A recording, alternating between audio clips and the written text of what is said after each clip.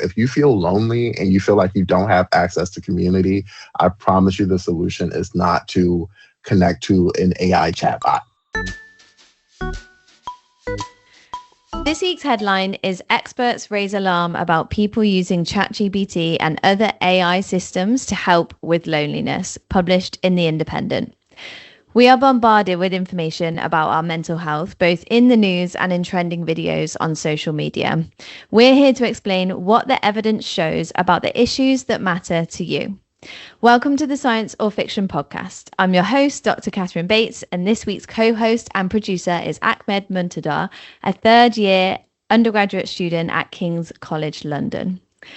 Quick disclaimer that we're not offering mental health advice specifically. We're explaining the evidence from the research and gathering insights from experts. This week, we're going to weigh up the evidence and find out, are chatbots making us lonelier? Welcome, Ahmad. Why did you want to produce an episode on this topic? So this topic is very personal to me because I'm sure for a lot of people, and a lot of young people especially, a lot of my friends would introduce something that happened in their life, like a relationship issue or an issue with their parents, and they would say, I asked ChatGPT if my dad was wrong. I asked ChatGPT if I was annoying.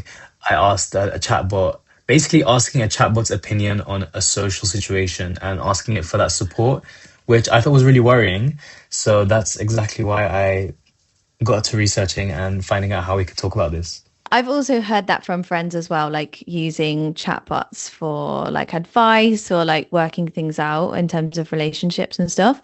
And then also there has been quite a lot in the news, especially in the last few weeks, like headlines about young people chatting to ChatGPT, for example, like 8 or 9 times a day because they feel lonely. So yeah, I think it's really important to cover. So you've been doing the research around this, and it was actually quite difficult to find research testing how using chatbots might be impacting loneliness and mental health.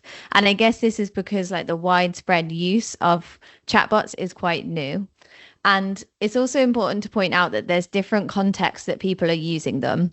So there's the like mental health app space. So there's lots of mental health apps that have integrated chatbots into their apps, and that offers like real-time conversations and support.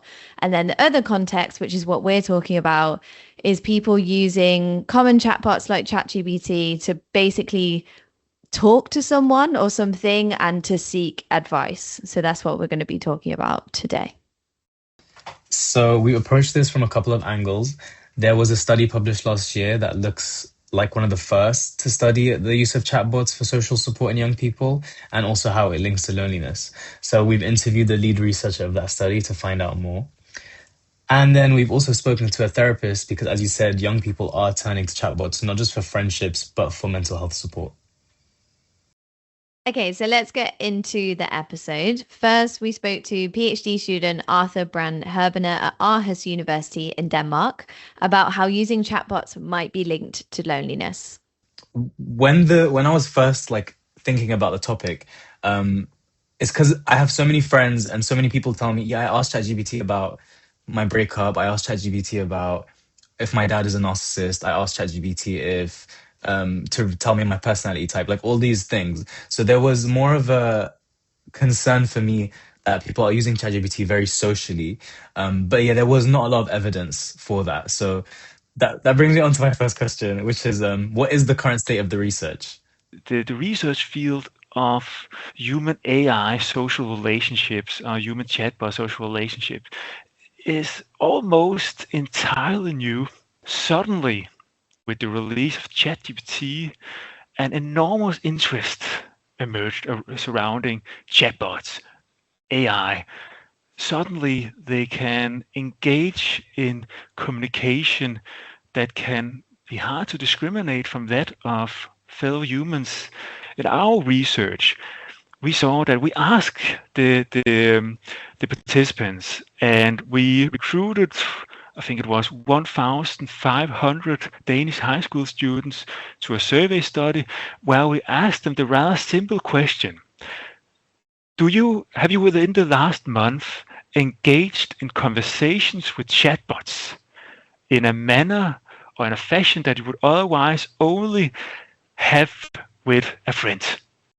Most of the participants who reported that they engaged in such friend-like interactions, they also at the same time reported that it was not because they had some mutually participative conversations with the chatbot where it functioned as an equal conversation partner.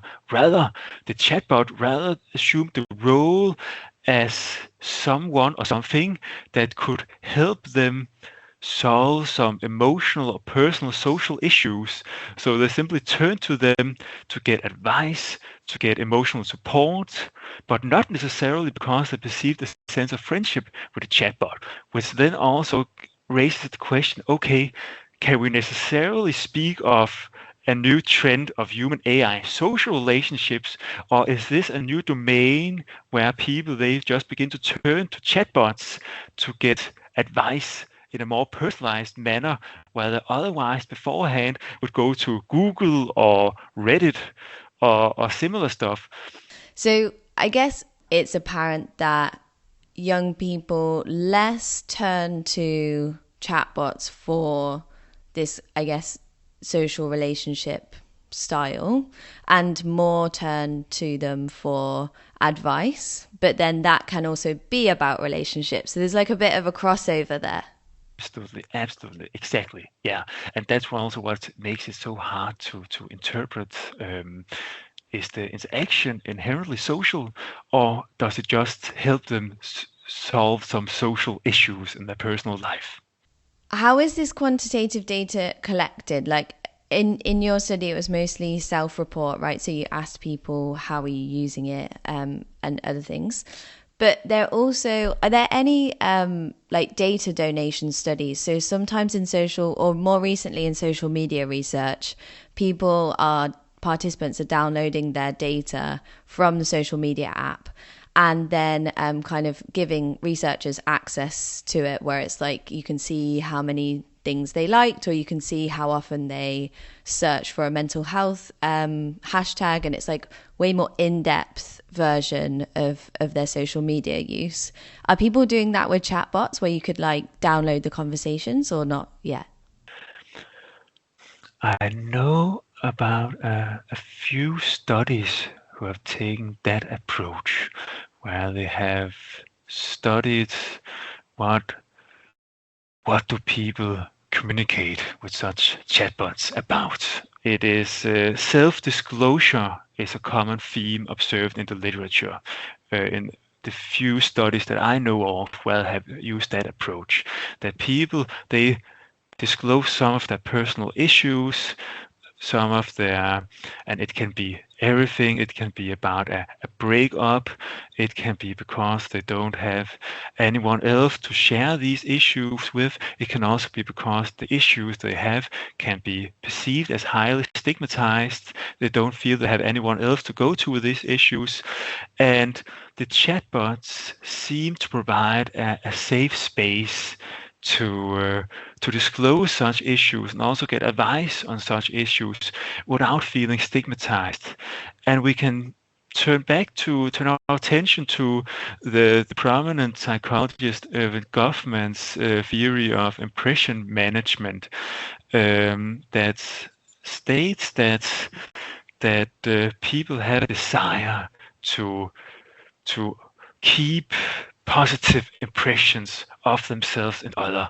We would like that people should think positively of us.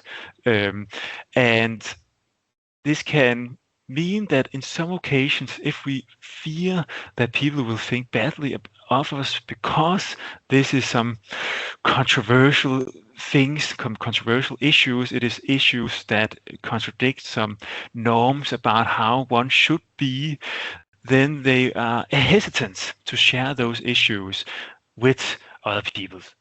In that case, since the chatbot, as the individuals know, do not have the mental capabilities to convey social judgments, then they can also be less fear of stigma associated with sharing those personal issues. So there's some quite interesting results and point to a general pattern in the research so far that we feel less stigma associated with this self-disclosing to chatbots, and that is perhaps one of the main antecedents for why we also, some people begin using such chatbots to get advice on personal emotional issues. I did want to go back to like your research, and you mentioned, correct me if I'm wrong, that when you found that young people were using chatbots less for, well, more for like advice and like social advice, you said. So was that linked to mental health at all, or was it linked to anything to do with the young person, or any other surprising findings like from that study that you did? That's an interesting question. We found that those participants, and of this total sample of 1,500 high school students that we recruited for the study, it was only 39 who reported that they had either engaged in a mutually collaborative conversation with the chatbots or engage with chatbots for emotional social purposes, to get advice, to cope with negative emotions. And among these 39 individuals, we saw that they were significantly more lonely than their peers, that is, individuals or high school students who did not engage in conversations, interactions with chatbots in a similar sense. We also saw that they feel less social support from their parents, from their friends, or a potential partner. These findings are in themselves quite difficult to interpret. We can't conclude whether that they are lonely and feel little social support from their friends, and that was the reason that they start these interactions with the chatbot, or because, in line with something that has been called the social displacement hypothesis, that engaging with the chatbot actually, to some extent, replaces their interactions with other humans, that because they engage more with the chatbot and less with other humans, then they begin feeling much more lonely. We can't provide some answers to that question based on those findings alone, but then we ask them also, okay, in what situations do you engage with a conversation with a chatbot? Do you engage in a conversation with a chatbot when you feel have a situational sense of loneliness, when you feel a need for self-disclosure, when you're in a bad mood? And there we saw some trends that people indeed do engage in conversation with chatbots when they feel lonely. They were more likely to do so, and also when they felt a need to self-disclose. And we also saw those individuals who turn specifically to chatbots when they feel lonely, they were also more lonely in general. And likewise, those individuals who turn to chatbots specifically because they felt a need to self-disclosure, to talk about some difficult things, they also felt less general social support from their friends, indicating that they in general don't have or perceive that they have the support from their family or their friends to talk about the things they feel the need to talk about, and therefore go to the chatbot. So in other words, we saw a tendency that it was perhaps the loneliness and the low sense of social support from their friends and family that could explain why these individuals turn to chatbots.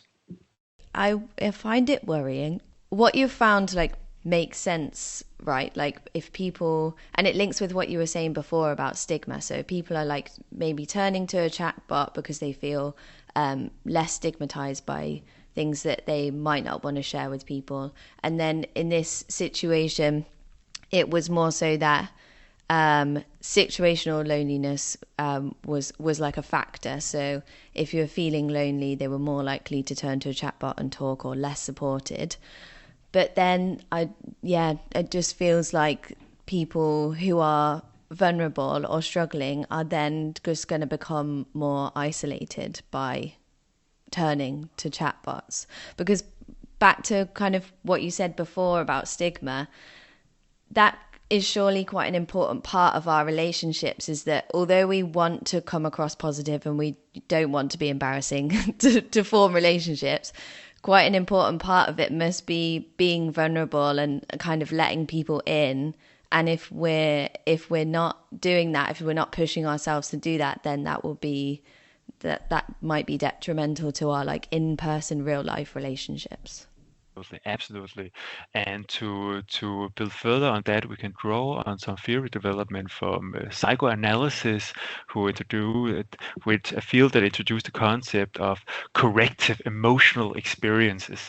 And I can briefly explain that. The idea is that within therapy, people, they sometimes share some experiences where they can fear how the therapist will respond. Will the therapist respond positively? Will the therapist respond negatively? Will the therapist stigmatize them, or will they accept them as who they are? In other words, there can be they can fear some stigma linked to what they are about to self-disclose. And then the therapist's task is to, no matter what the client shares, then the therapist ought to acknowledge and accept the client for who they are, and thereby showcase that they are okay as they are. They are not wrong as person. There's nothing wrong with having the feelings or experiences as they have, which, and if we see it from a cognitive psychological perspective, then the act of sharing something that you can fear being stigmatized for, but being met with the contradictory response from the therapist or another person, can challenge the cognitive assumption, the fear you have of that the other people don't like me, other people think that there's something wrong with me.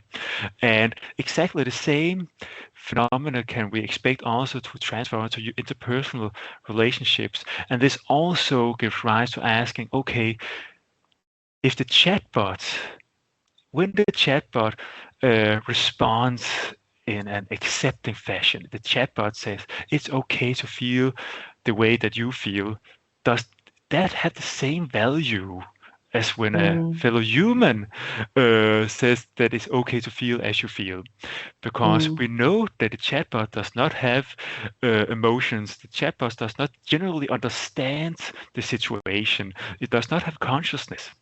Does its positive regard, its acceptance of who you are, necessarily generalize to our expectations and beliefs of interpersonal relationships? That is something that you can be skeptical about.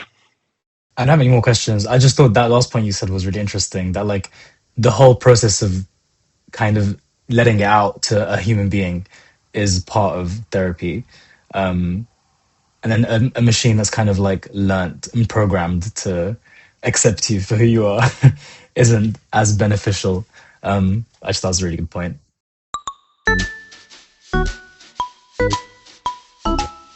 So thank you for joining us today, Shahem. Have you noticed people that have been using AI for mental health support? Yes, it has been largely concerning, to be honest. I want to start by highlighting that therapy is a relationship. It is a therapeutic relationship between a clinician and a client or patient, however you want to define it. But it is ultimately a relationship between two people. Relationships, just as much as they can be harmful, can be equally as healing.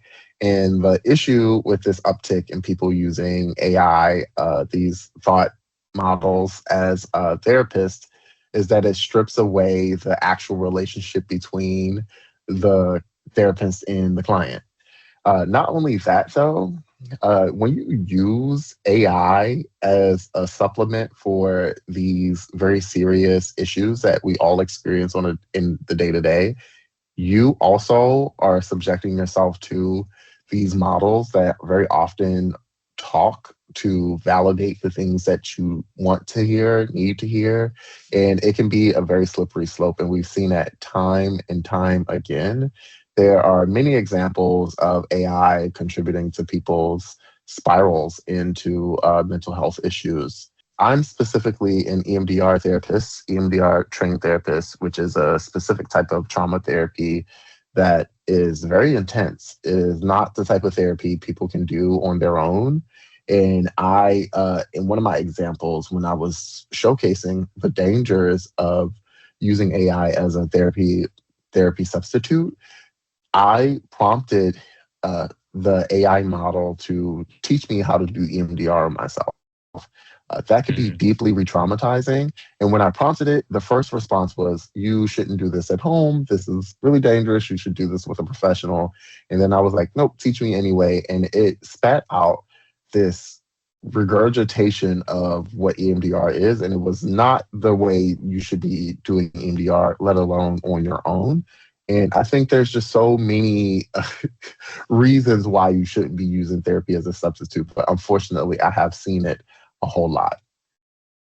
I will also say it's not lost on me that a lot of this is a direct result of the inaccessibility of therapy in mental health care. Mhm. And I am definitely a systems person, and I think that a lot of our systems do not prioritize mental health care enough. And I think that is leading a lot of people to go down this path, but it is proven to be dangerous time and time again. And I get it. A lot of these AI companies are working to make these models less dangerous, but there's just no cutting around it, that it is very harmful. And there are so many implications for harm. And if there's a misconception that you can just train the AI to actually challenge you, but the reality still remains that AI even spits out information that isn't accurate because it believes that's what you want to hear. And I think a lot of people need to be very mindful when they engage with these tools, because I believe AI is a tool just like anything else, but tools can be dangerous. It sounds like there are some there's like a catch in place where, like you said, like someone asks for something and then the first thing will be like kind of safety orientated, where it'll be like, no, don't do this. But then that's it. And then that's how they're not doing enough to like regulate it, because it seems to have that like safety catch, but then it's like just continuing to give you what you want. And I wonder, like, what are the tools that people can use? Because obviously you've raised the important point that like we don't have systems to support people properly, or there's inequalities in those systems, right? Like therapy is expensive, free therapy, it's not available to everyone all the time. So I think, like, what can young people do? Obviously we can signpost free resources, but I think what's drawing people maybe to the AI bots is that it is a conversation and it does feel more like two-way and responsive, whereas like reading a PDF is not quite the same. So what kind of tools do you think we could like direct people towards, or what do you think might help? First, yes, I think in addition to it being like a two-way conversation, a lot of people are leaning into these AI models because they are easy to access. Like they're at the tips of your fingers. At any point, you can go to it with an issue. To that, I'm going to challenge people to even think, is it is it normal for you to have complete access to anyone at all times? And what are the dangers of you forming codependent relationships with anyone? Is it normal for anyone to come to you at all times? That is not a normal part of our human experience. We are not meant to be able to rely on anyone else or anything to soothe us at any moment. It takes away from people's ability to self-soothe. I think that is one of the main qualms that like can lead to like down a dangerous path. We are unfortunately, tasked with dealing with the systems that we have. And I believe in a future where everybody can have free, affordable, or whatever you want to, wherever, however you want to slice it, access to mental health care. That future is not now. So what matters is now that we work on creating and building those systems out. But mainly tap into your local community, your local resources. Build trusting, safe relationships with actual people who you can talk to and who you can trust. The reality is that this field is relatively new in the span of human history, So it's not going to be perfect, built out perfectly just yet, but that is not validation to go to these models that can lead you down a pathway where you are put in a mentally stressful situation. The self-soothe point is really interesting and something that we're maybe forgetting about a bit in lots of different areas, like problem solving and searching for stuff. Now that we have these AI tools and everything's at our fingertips, we've immediately slipped into being able to access what we want or answer questions that we want answered immediately. Like the pace has changed, like for everyone. So I think that's a really nice point about kind of giving a bit of space. Like if you were in therapy, you would have therapy once a week and you don't contact your therapist at all hours of the day. And then in the UK, for example, we do have crisis support, which is free. For if you are in, a serious place or have severe issues. And the second point of building trust with people, I think that's a really nice point to make as well, because that's something we need always, right? I don't know Yeah. if y'all are familiar with the movie Wall-E. Have y'all seen that movie or heard of that movie? Yeah.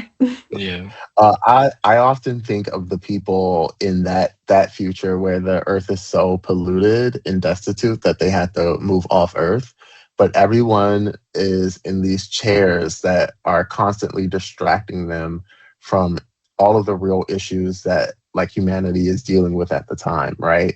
Having access to all of these tools pretty much pacifies you as a human being and nullifies any desire to actually like actively change your life or humanity.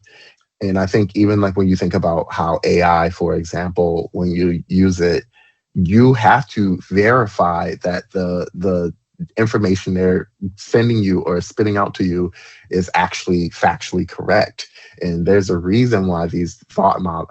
Matter of fact, can I just say AI? They're not really like, it's not artificial intelligence. Like the name itself is misleading. Mhm. It is like a regurgitation of an amalgamation of information from a bunch of different places, and it tells you what they think you want to hear. And I think not enough people are even aware of how AI works, which is part of why it's so dangerous.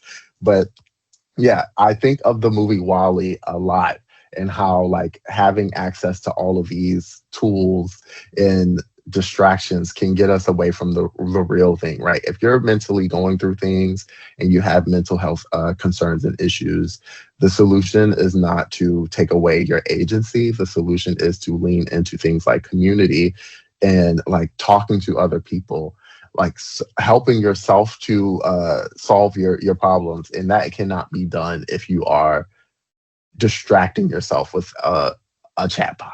Respectfully, Same as what I said before, like something that we're kind of losing sight of now that we're using AI for so many different things. It is taking away our agency in a way. It's definitely a thing, like get involved in your community and go out. But I do think how those who are probably using ChatGPT a lot are probably the ones who feel so isolated and like find it hard to reach out to their community. I assume. I'm not too sure. But I do wish that, yeah, we were in more of a society that's like allowing us to be involved in the community. But I think because these apps are so designed to get you in, like engrossed in it, it's getting harder. And yeah, the accessibility of it, like you said, it's so easy to use. You can use it whenever you want. I think you're bringing up a really great point that's really important to note too, right? I believe that we are experiencing a loneliness epidemic. Like loneliness is uh, growing as a concern in society. And I think a lot of the systems that we exist within, like, create by design this loneliness and isolation, right? I often think of the lawnmower analogy, right? When you're thinking of if you have one lawnmower and you talk to all of your neighbors, all of you can use the same lawnmower. But when you're isolated and separated as people, like everybody has to buy a lawnmower. Systems like capitalism thrive off of this like social isolation because you consume more when you're not connected communally with other people. Challenging that requires for us to actually get out and connect with other people. And it's not going to happen if we further isolate ourselves. If you feel lonely and you feel like you don't have access to community, I promise you the solution is not to connect to an AI chatbot that is not driven by any artificial intelligence, actually, and is not connected to another human being. We do need to develop, like, and this is why what I try my best to do with my platform, like talk about ways that you can connect with people in community, because the reality is like the isolation further drives up these mental health issues that everybody is going to the chatbots to talk to begin with. If you feel isolated from community, you're probably not engaging community. And a lot of people don't like to hear that either, because frankly, similar to AI, people want like quick, cookie cutter, like pop psychology answers. And the reality is that those things are not sustainable. Those things do not last over time. Like real change takes work. Real community takes work. You have to actively invest in being in community with other people. And some of us are pushed further to the margins of our societies. That I will never take away from that. But you can even find community in that. I just don't think there is real potential for creating that community in AI. If you are using these AI chatbots to ask, like, what can I do to engage with community and connect with other people? That's one thing. If you're actually acting on those things and connecting with real people. Like I said, I do believe it's a tool. I don't necessarily like its impacts on the environment, but if you're going to use the tool, actually use the tool to better your circumstances in your life, not to further your isolation from other people. The solution is to be in community with other people. So please do not like rely on a chat bot to teach you like how to solve your mental health issues, because those issues will probably be resolved if you have a deeper connection with community and a sense of purpose that a robot can't give you. The community point is a really nice one. Like, I don't think I really knew where this conversation was going to go from questions about how we should use AI therapy. Or AI bots for therapy. I guess it could have gone towards like, oh, use these, specific mental health tools that mental health apps might have created, but actually bringing it back into the person's like world and environment and the people around them, and creating trust and trying to reach out to people, I think is like a really nice message.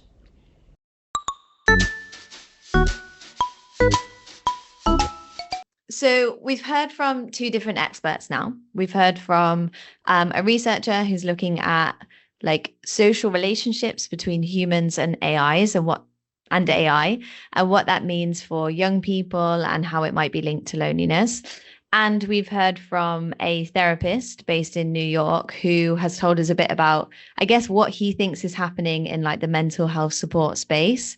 And yeah, a bit of insight from practice and what he's seeing through his work. I thought it was really interesting that there was like over 1,000 participants in Arthur's study, and he said that only 39 people reported that they were using a chatbot for like social relationship purposes.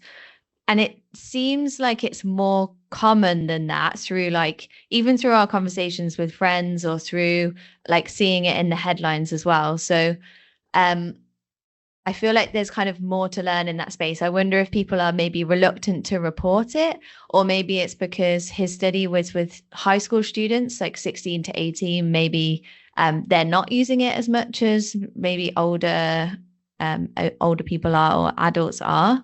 But it seems like maybe that means it's a vulnerable group of people that are using it, maybe, which I think is quite worrying. What did you think? I completely agree. I think that it might be, well, like you said, because they're young, they might not be using it. But I feel like the number is higher within my age range, only because most people don't like to admit when they use ChatGPT for these things. Because we use ChatGPT for a lot of things. We use chatbots for a lot of stuff other than just social support. So no one's going to admit firsthand that that's the reason they're using it. But like you said, I'm not sure if this age group is the type to do that, but definitely for young adults, adolescent year groups, or even older year groups, they wouldn't like to admit it. But the research is so limited. It would be nice to Yeah. see beyond that. Yeah, definitely. There was also quite a lot of overlap between the two of them. So both mentioned like stigma and self-disclosure. So like how people might turn to chatbots because they feel like they're worried to disclose things to people in real life. But they also said that it's really important to challenge ourselves in social relationships rather than just go to like almost like the easier option maybe of talking to the chatbot. Yeah, I think it's such a good point. I feel like you're not gonna feel accepted if you're not accepted. Like you can think the reasons why you don't approach people is the reason why you should approach people. So, like they said, approaching the chatbot to avoid that is literally not doing anyone any good. So yeah, I think they raise a really good point there. All right, Kathryn. So, are chatbots making us lonelier? Is it science or fiction? I think it's really difficult to say right now, which is a complete cop out of the actual question itself. But based on the evidence from what we've learned, it was really difficult to find studies that have been testing this relationship, like loneliness and talking to chatbots for social support. Evidence around that was difficult to find, right? So we need more studies to look at that, basically. But there is an indication from Arthur's study that young people who are lonely may be using it to seek social support, or the other way around, they feel like they have less social support and then they use it and then they feel lonelier. So we don't know the direction of that relationship yet either. So I would say not fiction, especially from our conversations with people, some of the evidence and the conversation with the therapist. Not fiction, but we definitely need more evidence to decide. Completely agreed. I would love to say that it's science, but there's just not enough at all to make that conclusion. But yeah, not fiction. Thanks so much for listening this week, and thanks to Ahmad for co-hosting and producing this episode. Make sure that you sign up to our newsletter on the website scienceorfiction.co.uk just to get updates and our episode in your inbox every month. And if you'd like to suggest a future topic, or if you want to be involved in producing, please email us info@scienceorfiction.co.uk or DM us on Instagram at Science or Fiction Podcast. Thank you to Jamie Johnson for the music and to Kit Studio for the branding. See you next time.